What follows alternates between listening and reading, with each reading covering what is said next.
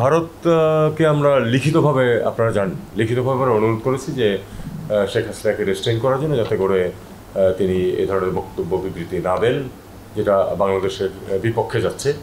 শেখ হাসিনা ভারতে থেকে যেসব বক্তৃতা বিবৃতি দিচ্ছেন সেটাকে ছাত্র জনতা ভালোভাবে নেয়নি। আপনাদের সাথে একবার ইন্টারাকশন হয়ে গেছে, কিন্তু এটাতে আর না যাওয়া এই মনে হয় ভালো। ভারত নিয়ে চীনের সাথে তো ওইরকম কোনো আলাপ আলোচনা হয়নি। ভারতের সাথে চীনেরও যথেষ্ট বাণিজ্যিক সম্পর্ক আছে, আমরা জানি যে $100 বিলিয়ন বেশি তাদের মধ্যে ব্যবসা। তো এই প্রসঙ্গ দিয়ে একটা জাস্ট পেরিফেরালি উঠেছে।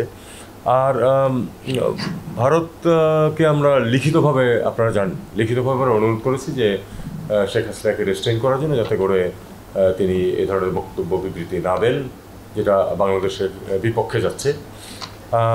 আমরা এটা কোনো জবাব পাইনি এখনো। আমরা আজকে আবার তার গত কয়েকদিনের কার্যকলাপের কারণে আমরা আরেকবার তাদেরকে প্রোটেস্ট নোট দিয়েছি এবং অ্যাক্টিং হাইকমিশনার এই মুহূর্তে নেই, অ্যাক্টিং হাইকমিশনারকে ডেকে তার হাতে প্রোটেস্ট নোট দেওয়া হয়েছে। আমরা আবার অনুরোধ করেছি যেন তাকে রেস্ট্রেইন করা হয়, কারণ তার যেসব বক্তব্য প্রধানত মিথ্যা উনি উল্লেখ করছেন সেটা এক ধরনের ইনস্টেবিলিটিতে প্রভোগ করছে বাংলাদেশে। এই জন্য আমরা অনুরোধ করেছি যে এই প্র্যাকটিসটা বন্ধ করার জন্য তারা যেন ব্যবস্থা নেয়।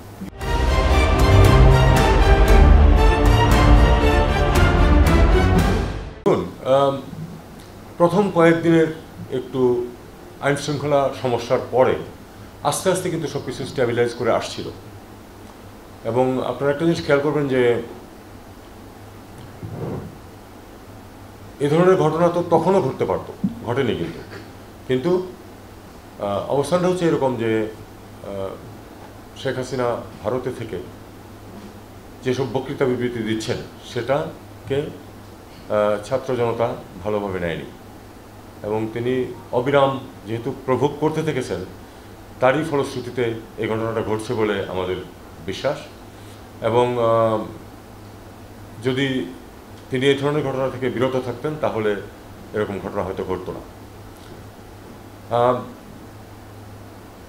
সরকারের পদক্ষেপের বিষয় সেটা হলো যে সেখানে আপনারা জানেন যে সেনাবাহিনীও কিন্তু সেখানে উপস্থিত হয়েছিল এবং তারা কন্টেইন করতে পেরেছে যাতে বাড়াবাড়ি এর চেয়ে বেশি কিছু না হয়। একেবারে তারা তো যখন শুরু হয়ে গেছে সেটাকে সম্পূর্ণ থামাতে পারেনি, কিন্তু এটা যাতে ছড়িয়ে না পড়ে বা আরও যাতে ক্ষতি না হয় সেটা তারা কন্টেইন করতে পেরেছে। এটা আমার মনে হয় এই প্রশ্ন আপনি যদি হোম অ্যাডভাইজারকে করেন উনি হয়তো আরও ভালো উত্তর দিতে পারবেন। একটা ঘটনা ঘটে গেছে মানে যে এমনই ঘটনা সবসময় ঘটবে এমন কোনো কথা নয়, তবে কী পদক্ষেপ নেবে সরকার সেটা আমার মনে হয় আপনারা যদি হোম অ্যাডভাইজারকে জিজ্ঞেস করেন তাদের বিষয়, তারা এটা হয়তো ভালো বলতে পারবে। আর উনি স্টেটমেন্ট দিয়ে যাচ্ছেন এটাও সত্য, তবে তার সাম্প্রতিক বক্তব্যগুলি ছিল অত্যন্ত বেশি আক্রমণাত্মক, যে কারণে হয়তো এই ইয়াং জেনারেশনের সেন্টিমেন্টেশন শক্ত খুব বেশিভাবে লেগেছে। আমরা ভারতকে আমরা তো অনুরোধ করে যাচ্ছি যে তাকে যেন এই ধরনের বক্তব্য দেওয়া থেকে যেন তাকে বিরত রাখার চেষ্টা করা হয়। আমরা দেখব যে কী ঘটে এবং কতটুকু তারা পদক্ষেপ নেয়, সেই অনুযায়ী আমাদেরকে পরবর্তী পদক্ষেপ নিতে হবে।